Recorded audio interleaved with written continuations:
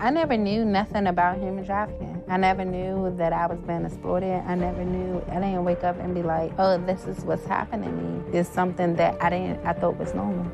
80,000 reported missing people on any given day in the United States. At the same time, there are over 10,000 unidentified bodies. There is no national law requiring agencies to share this information, leaving many families in the dark about their loved one's fate. Today, family and volunteers, they reported cadaver dogs detected a few locations where human remains might have been buried. You could have a body that was on one side of a county line, and the next county could have had that individual reported as missing, and no one may have talked to each other. And we just haven't forgotten, and we're not going to stop until we know what happened. Hello, everyone, and thank you for joining us on the Gone Missing Pod on this Mini Missing Monday. My name is Nicole Mercado, and I am joined by the lovely Alyssa Gutierrez. Hello, how are you? Making it. That's where I'm at today. Where are you at today? I'm not too far behind you, just, eking by. I truly was like, it was funny because I feel like the days have been actually going pretty quickly for me, but I have not been sleeping well. So even though it's been going quickly and I just get excited to go back to bed, and then I don't sleep well, and it's just as frustrating and irritating the next morning.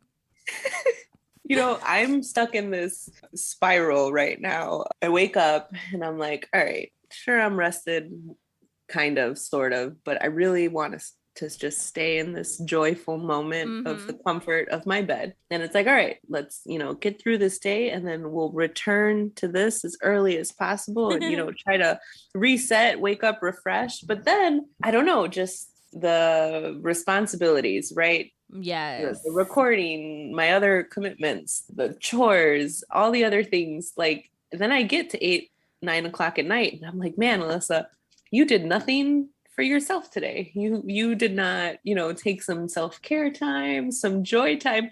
So then I don't know if it's rebellion or reward, but it's like, I'm going to stay up and I'm going to do something, but then I stay up late.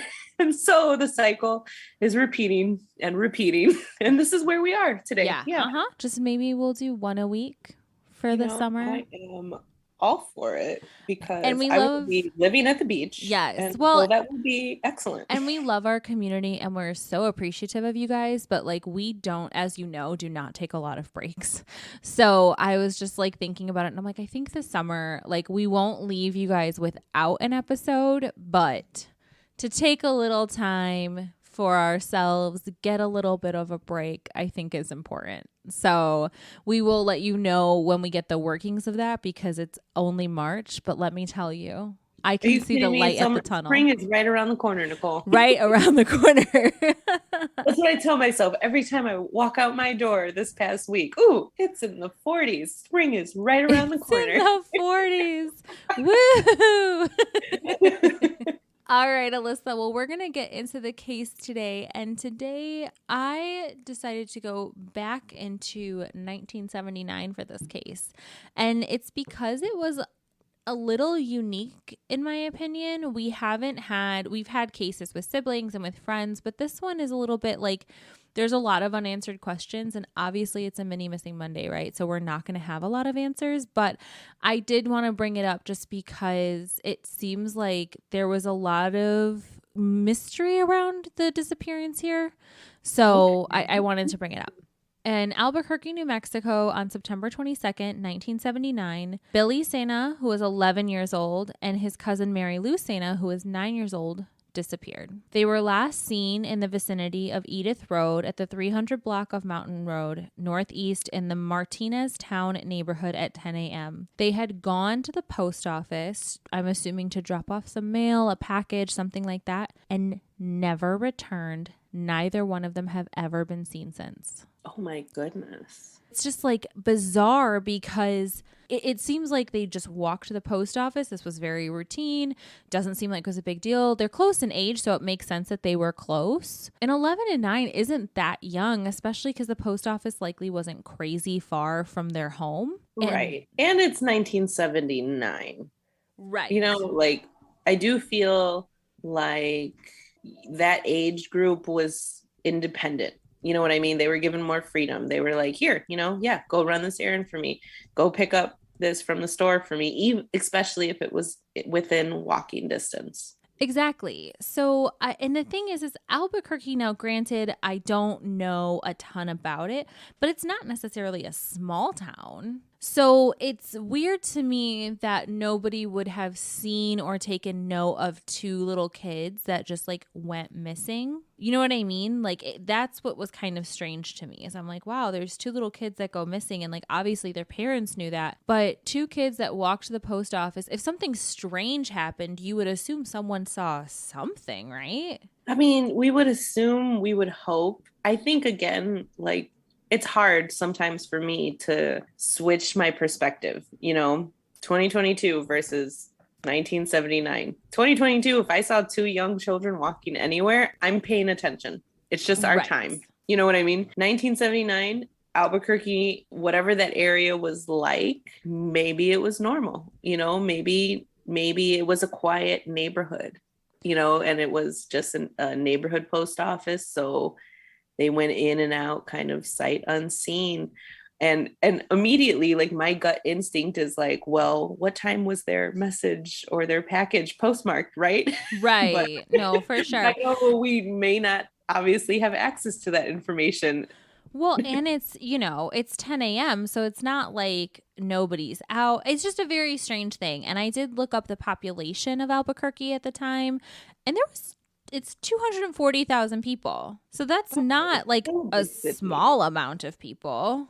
Mm-hmm. So I think that's kind of why it stuck out to me, because it's just two little kids. And we always think it's strange when like one person goes missing. And I can't remember her name at the moment, but that little girl who went to CVS and just literally disappeared off the face of the earth. Right. Like, and she was, I think 13 or 14 at the time. So she was younger, but she just disappeared. And I'm like, okay, that was weird. But one person I can see more so than two kids. Like two is harder to handle. It's just, that's why a lot of times, they say it's harder to control more than one person if you're kidnapping or anything like that, because you have two, like there's more limbs, there's more people like yelling, all that kind of stuff. So the circumstances under their disappearance are very unclear, and there are multiple theories as to what happened. So the first one was that they ran away or were abducted. They also said that they could have accidentally got locked into a rail car while playing. There were rumors that they had been murdered and buried in the basement of a house in Martinez Town, but again, none of these stories have ever been confirmed. Do you know was there like a string of murders, or was there a serial killer in the area of why would people suspect? Not that I saw, but the authorities had identified a possible suspect in the disappearances in 2011. Whoa. How did they do that so many years later? I think it's one of those things with cold cases is that occasionally when someone else takes a look at it and sees maybe things that were more suspicious, that maybe in 1979 didn't seem very suspicious, did when they, in 2011, or with more evidence or more things to test evidence. Michael Cordova was Billy's mother's live-in boyfriend in 1979. Billy's sister had stated that Cordova was a drug dealer and grew marijuana in the family's backyard. And his sister clearly remembers that shortly before Billy and Mary Lou vanished, one of Cordova's marijuana plants went missing, and Cordova had blamed Billy for it and beat him severely. Oh my goodness. So he is a real gem of a person, beating on an 11-year-old little boy. Authorities were trying to, from what it sounds like, since 2011, when this kind of has come to light, they actively were trying to find and question Cordova. They're also looking for a woman named Liza Ramirez who lived at the residence in 1979, possibly because she has more information, because Billy's mother has passed on since then. So it's just possible that they think that Liza, because she was an adult, had more info at the time of when Billy went missing. Obviously, his sister, it doesn't say if she was older or younger than him, but you can imagine probably not far from the same age as him. So she was still a child when this happened. So Liza might have a better idea of what was actually going on. At the time when they went missing, Billy was a 6th grader at Truman Middle School, and Mary Lou was a 4th grader at Longfellow Elementary. Most of the children's relatives are deceased. However, Billy's sister and Mary Lou's mother are still alive, though their cases remain unsolved. You know, this one, I don't know, it's tugging at my heart because I don't know in this today any little Hispanic child named Billy or Mary Lou. I know. And I think these are the cutest names. And I'm just imagining these adorable little kids. They're very cute. Oh my gosh. They're very cute. So when they went missing, I think what was interesting to me is that, again, September 22nd, 1979, I'm not sure what day it is, and I'll look it up, but my guess is it's a weekend because that's school. So I guess it's like frustrating to me because the only reason I could foresee somebody not saying something when these kids like went missing is that it was someone they knew or they were familiar with. True.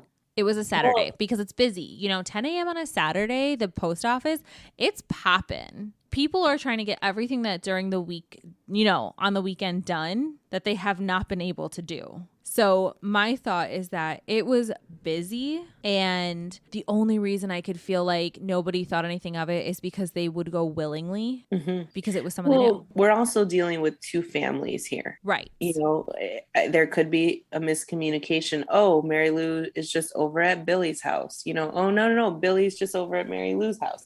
How long did it really take them to figure out if they were gone, if that was their normal? Okay, they're with family. We're not going to worry about it until, they didn't come back. So we don't really know the time frame. Yeah. Right. That goes along with your theory. I mean, I know I'm asking redundant questions, but I just can't help it. It's just two families. You know what I mean? Like the people that want to know what happened are more than our normal case. You have two pairs of parents here, two pairs of families, and obviously they're one united unit, but still, like, I want to know what they did. What did the two parents do? Who did they talk to? How did they look for their children? Thanks, Nicole. Now I'm a little frustrated. I'm sorry. But I did want to say just a little bit more. So Mary Lou, again, was 9 years old when she went missing. She's classified as a female and Hispanic. Today, she would be 52 years old. At the time that she went missing, she was 4'5" and 50 pounds. She was wearing a red halter top and had black hair and brown eyes. Billy was 11 at the time, and he would be 54 today. He is a male Hispanic who was 11, 4'8" and 65 pounds. He was wearing a t-shirt and black pants. He had brown hair and brown eyes. Billy also has a birthmark on his left shoulder blade and a strawberry birthmark under his ribs on the right side of his back. If anyone has any information about Billy and Mary Lou, the Albuquerque Police Department is the investigating agency, and you can get in contact with them at 505-242-2677. And I would like to thank the Charlie Project for the information I found today. It happened a really long time ago, and we're aware of that. And obviously, the suspect that they think had something to do with this is not a good guy, was not a good guy, probably still isn't a good guy. So I can understand why people may be worried to speak up at the time, but at this point, it's been so many years that I think that the living family members really deserve to have that closure. So if you do know something, contacting them would really, I think, give a lot of peace to this family. Definitely. Thank you for bringing up this case today, Nicole. I think, no matter how long ago that these individuals went missing, it's still important. It's still worth talking about. Even looking at their pictures right now, like some of them are in black and white. It's it's not as crystal clear as the pictures we have now, but just their smiles. They were two young children. Their families love them, and they deserve peace. Absolutely. Absolutely. They deserve a proper goodbye, a proper closure for the family, and all of that. So thank you for joining me on this case today. And as always, we would like to thank our editor and producer, Mike Mercado, as well as the Mercado Airwaves Network for hosting us each and every week. Thank you, Alyssa, for being here with me this week, even though we just barely made it through. And thank you. To the community, we so appreciate you guys. If you want to check out more information on this case, the photos of Billy and Mary Lou, you can go to our Instagram at The Gone Missing Pod, or on Twitter at The Gone Missing Pod, and Facebook at The Gone Missing Podcast. If you would like to support us, you can go to patreon.com/Mercado Airwaves Network, and find The Gone Missing Podcast. Thank you guys so much, and we'll check back in with you on Thursday.